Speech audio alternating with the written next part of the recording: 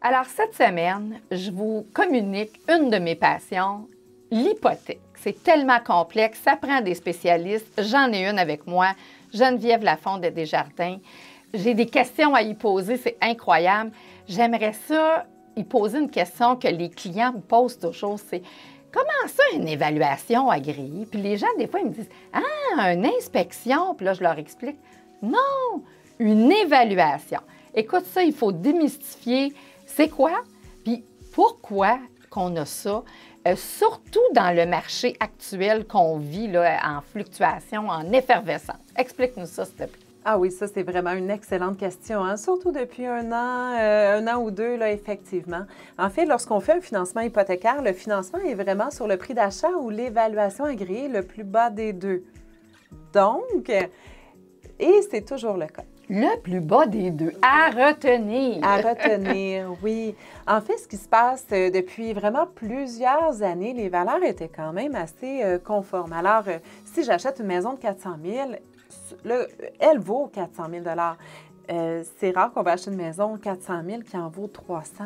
Hein? Donc, ce n'est pas une situation qu'on va vivre. Alors, pour protéger le créancier financier, alors il va vraiment avoir un financement qui va être déterminé sur le prix d'achat ou la valeur, l'évaluation agréée de la propriété le plus bas des deux. Ça protège l'institution financière, mais ça protège le client aussi. Alors, ce qui est très bien. Énormément, ça protège l'acheteur énormément. Absolument. Maintenant, depuis plusieurs années, on utilise un site du gouvernement qui s'appelle Émilie Boracio. C'est un site de la SCHL. Alors, ce qu'on va faire, c'est qu'on va vraiment intégrer la propriété. Par exemple, les grandes lignes. L'année de la maison, l'air habitable, excluant le sol, est-ce qu'il y a un garage, oui ou non, simple ou double, attaché, séparé, la superficie du terrain. Alors, on va vraiment regarder ça et selon vraiment le dossier client, puis les comparables qui ont été intégrés dans le site du gouvernement de la SCHL, là, eux vont déterminer, valeur conforme. Tu sais, le niveau de risque est correct, on peut y aller, on peut financer à 95 % la maison. Mais là, vous imaginez depuis la pandémie avec les surenchères, au début, mais là, il y a eu plus de « on a besoin d'une évaluation agréée ». Alors, vraiment, ça, c'est vraiment de mandater un expert, un évaluateur agréé pour vraiment aller faire des calculs de comparables sur le marché. Alors, pour vraiment déterminer quelle est la valeur marchande. Alors, souvent, les clients vont nous dire « une évaluation agréée, je n'ai jamais eu ça en 20 ans. » Oui, effectivement, vous l'avez eu, mais vous ne le voyez pas. Donc, oui, on faisait l'évaluation, mais on paye pour ça dans le système du gouvernement. Effectivement, c'est vrai de dire, puis il y a 100 % des propriétés qui sont évaluées. Oui. Puis je pense que la SCHL, c'est tellement gros, je veux dire. Oui. Dans cette machine à saucisses-là, là, il y a toutes les propriétés. Il y en a des données. Oui, mais des fois, alimenté, oui. le produit est tellement particulier que c'est là qu'on s'en va avec l'évaluateur agréé. Oui, absolument. Tu sais, auparavant, si on oublie un petit peu la période historique là, de la pandémie, alors, aussitôt qu'on allait dans une propriété éloignée, aussitôt qu'on allait dans une propriété de luxe, par exemple, un nouveau développement terrain de golf, il n'y a pas de comparable. Là, on construit une maison de 1,5 million, les autres maisons à côté sont 300 000. Ah, évaluation agréée. Aussitôt qu'on va dans des particularités des terrains où est-ce qu'il y a moins de comparables. Donc... Bien, des prises de valeur rapides comme on a vécu présentement. Exact, c'est le meilleur. Imaginez les évaluateurs agréés, comment ils ont été occupés. Imaginez du jour au lendemain comment eux, ils ont dû... ah mon Dieu, évaluer. J'aimerais avoir les chiffres, je ne sais pas. Tu sais, mettons, avant 1 sur 10, c'était évalué. Maintenant, c'était 8 sur 10. Je ne sais pas. Imaginez le travail colossal qu'ils ont fait vraiment. Écoute, au début de la pandémie, justement, les évaluateurs n'ayant pas de comparables, c'est devenu difficile pour certains acheteurs.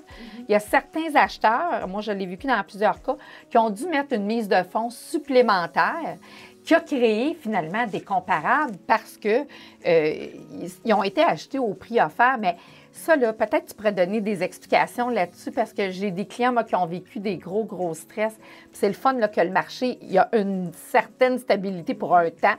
On ne sait pas ce qui va arriver avec la pandémie, là. Je ne suis pas prête de dire que ça se stabilise, mais d'expliquer comment on a fonctionné, là, surtout au début de 2021. Là. Effectivement, hein, sur le coup, lorsque le manque d'inventaire a amené aussi des surenchères et tout ça sur les propriétés, effectivement, lorsqu'on finançait une maison de 500 000 qui, peut-être un an auparavant, se serait vendu 400 000, on comprend que le client n'avait pas de comparable sur cette maison-là. Donc, c'est sûr que les premières transactions en surenchère avaient moins de comparable.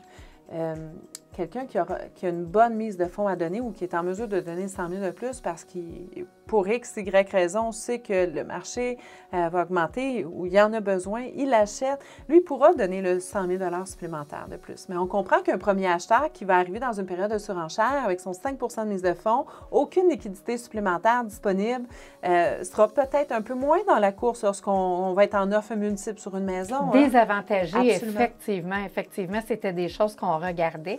Bon, on peut dire que la situation s'est rétablie. Moi, je peux dire aussi qu'on a eu des délais beaucoup plus longs de financement. Hein. C'était difficile à comprendre pour les gens. Bien, voyons, il n'est pas bon au crédit, le client. Mais non, c'est pas qu'il n'est pas bon. Parce que quand on est rendu à l'évaluation, on est d'accord, c'est parce que le client, il passe au financement. Sinon, on ne ferait pas payer une évaluation agréée à un client. Quand on a un prêt conventionnel, si le client ne passait pas. Fait qu'on a eu des gros délais, donc on a eu beaucoup de stress. Fait qu'on a fait, autant les représentants hypothécaires que nous, les courtiers, beaucoup de psychologie pour assurer autant le vendeur que l'acheteur dans cette période-là. C'était vraiment complexe. Lorsqu'on parle au niveau des délais, quand on comprend que du jour au lendemain, tellement de propriétés on a dû mandater un évaluateur agréé. On comprend là, les délais qui ont été extensionnés. Hein. Donc, auparavant, on voyait des délais de financement, par exemple, de 10 jours. Là, les courtiers immobiliers mettaient un bon 14 jours. Hein? 15 jours, moi, toujours 15 jours, oui. Oui. Puis là, certains évaluateurs pouvaient nous dire, moi, j'ai la disponibilité dans 1 mois au niveau des délais de financement. Incroyable, donc, imaginez, oui. Hein, tout... Surtout quand on avait des choses spécialisées. Moi, je peux te dire, j'ai vendu une cabane à sucre avec un grand terrain, bien, une terre, en fait, on dit une terre, et une cabane à sucre artisanale. Et puis, on m'a dit, bien, l'évaluateur qui va venir, c'est quelqu'un qui est un petit peu plus spécialisé hein, dans ce domaine-là, ce créneau-là. Donc, il était moins disponible que les autres. Il faisait pas... il était vraiment là, spécialisé commercial, tout ça. Alors, on a attendu plus longtemps pour avoir notre évaluation agréée, malheureusement. Es-tu d'accord avec moi de dire, Geneviève, parce que tu as de l'expérience, même encore plus que moi, en immobilier, parce que tu es en immobilier, toi aussi, qu'on vient de vivre une période exceptionnelle, puis que si on n'avait pas des intervenants spécialisés avec une ouverture puis un esprit de collaboration, cette année aurait été terrible. Absolument. La grande fierté hein, de nos équipes, de nos collaborations, c'est justement de voir tous les professionnels, parce qu'on a besoin de tous et chacun, et tous les professionnels travailler ensemble pour amener vraiment une transaction à terme. Si les clients savaient, hein, et c'est important de leur dire tout ce qu'on fait vraiment dans leur intérêt, vraiment pour le bien du client. Mais moi aussi, je suis totalement d'accord avec toi. Je lève mon chapeau à tous les intervenants. Hein. On parle autant des notaires, des évaluateurs, des courtiers immobiliers, des inspecteurs. Alors, des arpenteurs. Absolument. Écoute, je pense que c'est pas pour rien que je dis que c'est une passion. Si tu n'es pas passionné dans des époques comme actuellement, bien...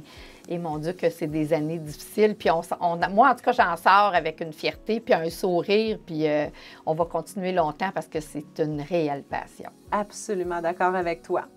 Bien, merci d'avoir partagé ta passion avec moi. Merci, Geneviève. Merci, Suzy.